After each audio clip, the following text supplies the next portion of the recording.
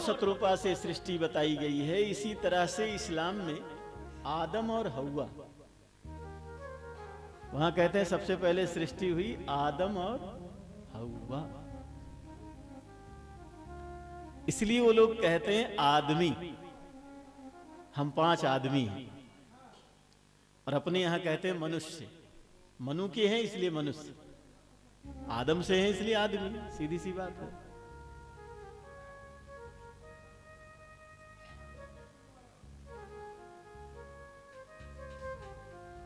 बोलचाल में इधर वाली भाषा उधर बोली जाए, उधर वाली इधर बोली जाए तो कोई आपत्ति नहीं है, लेकिन जानकारी तो होनी चाहिए।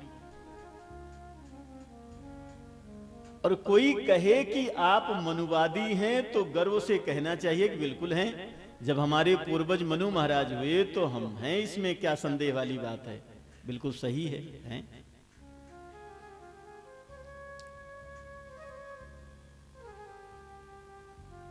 तो मनु महाराज हुए और पत्नी का नाम है शत्रुपा। तो माता जी का नाम शत्रुपा क्यों पड़ गया? तो कहते हैं ये 100 रूप लेकर के, सैकड़ों रूप लेकर के अपने पति मनु महाराज की सेवा में उपस्थित रहती थी, इसलिए माता जी का नाम पड़ गया शत्रुपा। पत्नी का कई रूप होता है। पत्नी कभी पति का सलाहकार बन जाती है। पति को कोई विचार विमर्श करना है तो पत्नी से विचार विमर्श करता है, तो पत्नी अपनी सुझाव भी देती है, सलाहकार का रूप हो गया। कई बार पत्नी मित्र के रूप में होती है। अब उसके कोई साथी नहीं है, हजारों साथी संगी बैठे थे तो खूब हाहा ठाहा ठाठा हो रहा था। अब बेचारा अकेले है तो पत्नी उसके साथी की भूमिका भी निभाती है, मित्र की भूमिका निभाती है। कई बार पति को कोई बात समझ में नहीं आती तो पत्नी मार्गदर्शक भी बनती है। अब उसको समझ में नहीं आ रहा है तो पत्नी बताती है अपनी तरफ से कि ऐसा ऐसा कर लो, मार्गदर्शक भी बनती है। भोजन कराते समय पत्नी का क्या रूप रहता है? मां का रूप रहता है। जानकार लोग जानते हैं। आजकल देवियां वैसा कर नहीं पाती हैं, लेकिन होना भी चाहिए। मां का क्या स्वभाव होता है?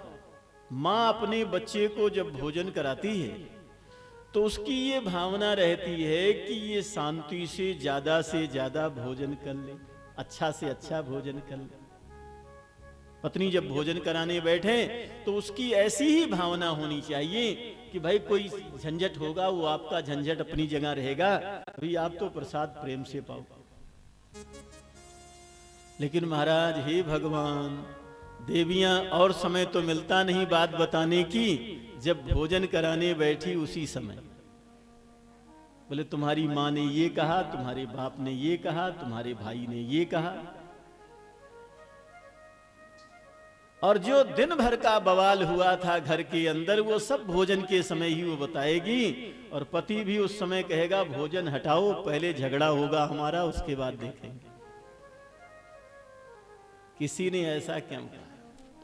नहीं, भोजन कराते समय पत्नी का, इसी तरह से धर्मशास्त्रों में लिखा है कि पत्नी हर जगह अलग अलग रूप, और माता शत्रुपा श्रेष्ठ पत्नी है, इसलिए उनका नाम यथा नामी तथा गुणे वाली बात हो गई, उनका नाम ही पड़ गया शत्रुपा। महाराज को जहां जब जैसी आवश्यकता पड़ती है वैसे रूप में प्रस्तुत होती हैं।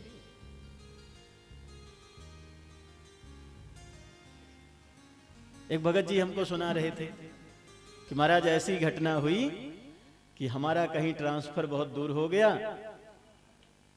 मैं बहुत अधीर होने लगा कि अब क्या करें, छोटे छोटे बच्चे हैं, सबको छोड़ करके वहां कैसे जाएं।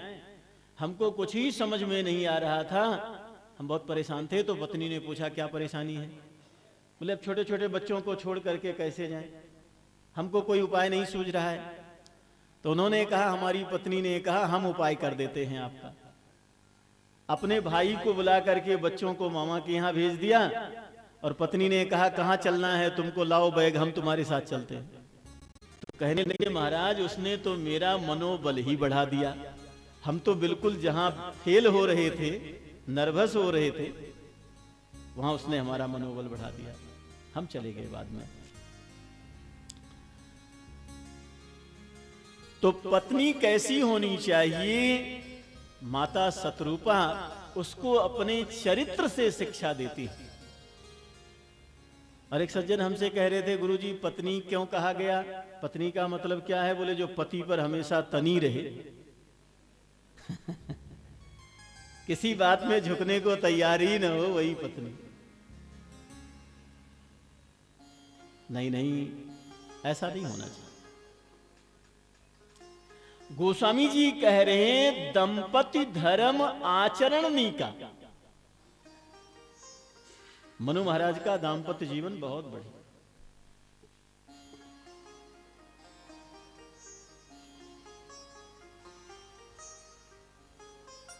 भागवत में सुने, पितृभ्याम प्रस्थिते साध्वी पतिमिंगित को विदा नित्यम परिचरत प्रीत्या भवानीव भवम प्रभो। माता देवहूति और कर्दम के संदर्भ में भगवान व्यास भागवत में कहते हैं कि देवहूति जी कर्दम की कैसे सेवा करती थी? तो पति मिंगित कोविदा, पति को कब क्या आवश्यकता है, इसमें वो बड़ी प्रवीण थी देवहूति जी। और नित्यम परिचरत, नित्य परिचर्या में लगी रहती, नित्य सेवा में लगी रहती महारानी देवहूति। कैसे? तो व्यास जी उदाहरण दे रहे हैं, भवानीव भवम प्रभुम। जैसे भगवान शंकर की माता पार्वती सेवा में लगी रहती हैं, वैसे कह रहे हैं देवहूति जी कर्दम की सेवा में लगी रहती। और कैसी सेवा? बोले नित्यम, रोज। ऐसा नहीं कि एक दिन तो बड़ा 56 व्यंजन बनाया और खूब खिलाया, पति तो खुश हो गया, और दूसरे दिन बोले आज हमारी तबीयत खराब है। तो भोजन क्या बनेगा? बोले तुम बना लो जो बनाना हो, हमको तो तबीयत ठीक नहीं। तो पति ने भी सोचा कि तबीयत खराब है बेचारी की, तो चलो भोजन बना लेते हैं। अब उसने सोचा तबीयत खराब है तो भोजन तो करेगी नहीं, तो अपने लिए बेचारी 4 रोटी वो बड़े मुश्किल से बनाए। अब परिवार में अगर 2 ही हों तो बिना पूछे भोजन करने जैसा भी नहीं। तो पत्नी से पूछने लगे कि आप भी भोजन करेंगी? तो बड़ी लंबी सांस लेकर के कहा कि तबीयत खराब है, इच्छा बिल्कुल नहीं है भोजन करने की, लेकिन शास्त्र कहते हैं कि पति की आज्ञा पालन करना चाहिए। इसलिए भला हम मना भी कैसे कर सकते हैं? और जो उसने बेचारे ने अकेले के लिए बनाया था कर लिया, और कहा कि तुमको भी खाना होगा तो तुम अपना अलग बना लेना। ऐसे नहीं।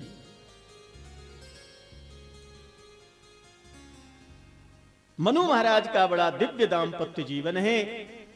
चौथी अवस्था आ गई, पुत्र को राज्य उत्तानपाद महाराज को देकर के नैमिषारण्य में बड़ी कठिन तपस्या किया मनु महाराज ने। भगवान उनके सामने प्रकट हुए।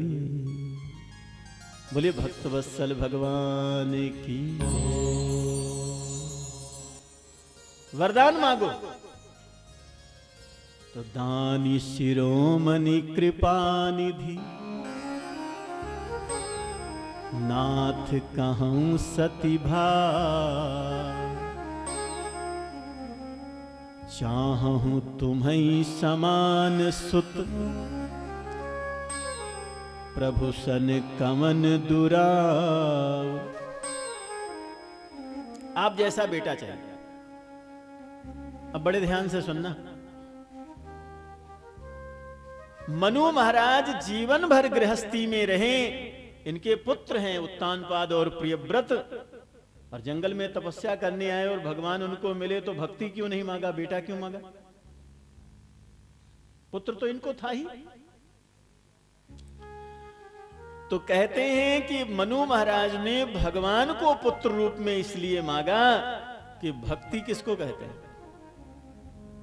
भज सेवायाम धातु से भजन शब्द बना है। भगवान की सेवा करना भी भक्ति है। मंदिर में झाड़ू पोछा कर रहा है, वो भी भक्ति है। तो मनु महाराज को लगा कि जब ये हमारे पुत्र बन जाएंगे तो इनको खूब सेवा का हमको अवसर मिलेगा, फिर तो ऐसी भक्ति बनेगी वैसे दूसरी जगह नहीं बन पाएगी। इनका खूब दर्शन करेंगे, इनको खूब गोद में उठाएंगे, खूब लाड प्यार करेंगे, खूब चिंतन मनन करेंगे। जैसी भक्ति ये पुत्र बनेंगे तो होगी, वैसी भक्ति वैसे नहीं हो पाएगी। इसलिए पुत्र के रूप में मांगा। दूसरा भाव बहुत प्यारा है, ध्यान से सुनना। मनु महाराज ऐसे राजा थे कि उन्होंने अपने प्रजा को पुत्र जैसा रखा। जैसे घर में रहे वैसे में प्रजा को रखा, जैसा खाया वैसे प्रजा को खिलाया, जैसे वस्त्र पहना वैसे प्रजा को पहनाया, पुत्र जैसा उन्होंने सेवा किया। जब मनु महाराज जंगल में आए और बड़ी तपस्या के बाद उन्हें भगवान मिले, तो मनु महाराज के मन में हुआ कि हमने अपनी प्रजा से कुछ छुपाया नहीं।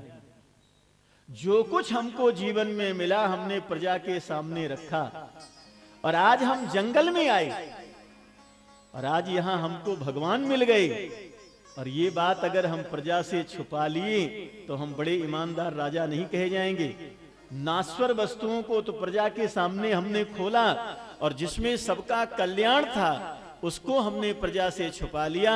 तो मनु महाराज ने मन में सोचा कि इसको भी नहीं छुपाऊंगा, भले हमको दोबारा जन्म लेना पड़े, मुक्ति नहीं तो नहीं सही, दोबारा जन्म लूंगा और प्रजा के बीच में भगवान को उतारूंगा, और पूरे संसार से कहूंगा कि जब तक राज्य में रहा तब तक जो मिला वो सबके सामने रखा, और जंगल में गया वहां भी हमको जो मिला उसको हमने सबके सामने ला करके रख दिया। इसलिए मनु जी ने कहा, चाहूं तुम्हें समान सुत, प्रभु सन कवन दुरा। भगवान ने तथास्तु किया है। इस जन्म में रावण कौन बना? इस कल्प में तो कहते हैं प्रताप भानु नाम के राजा थे। ब्राह्मणों के कहने एक कपट मुनि नाम का एक राक्षस था, उसके चक्कर में पड़ करके इन्होंने ब्राह्मणों को मांसमयी रसोई खिलाना चाहा, तब ब्राह्मणों ने इनको श्राप दे दिया था कि राक्षस बनो। यही प्रताप भानु विशेश्वरा ऋषि के यहाँ रावण के रूप में जन्म लिए। इनका एक छोटा भाई अरिमर्दन था, वो कुंभकर्ण के रूप में जन्म लिया, और एक मंत्री था धर्मरुचि, वो विभीषण के रूप में जन्म लिया। देखो रामायण में राम जन्म के पहले रावण जन्म की कथा है।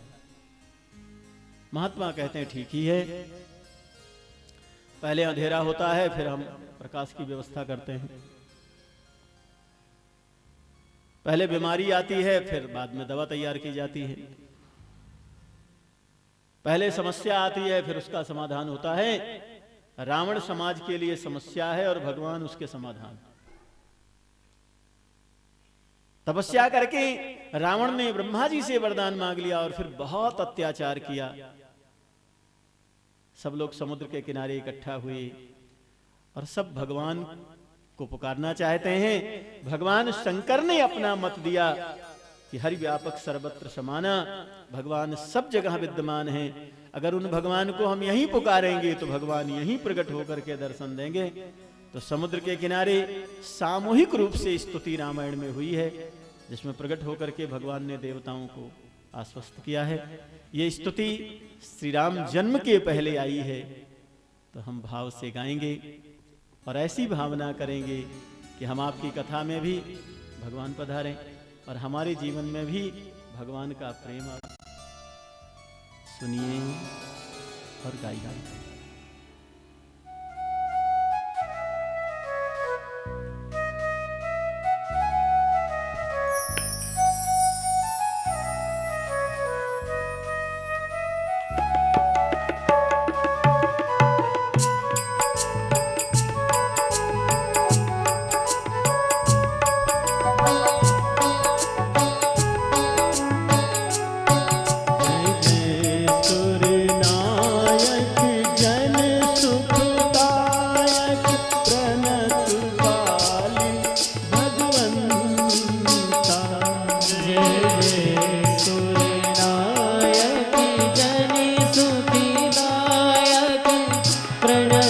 पाले भगवंता।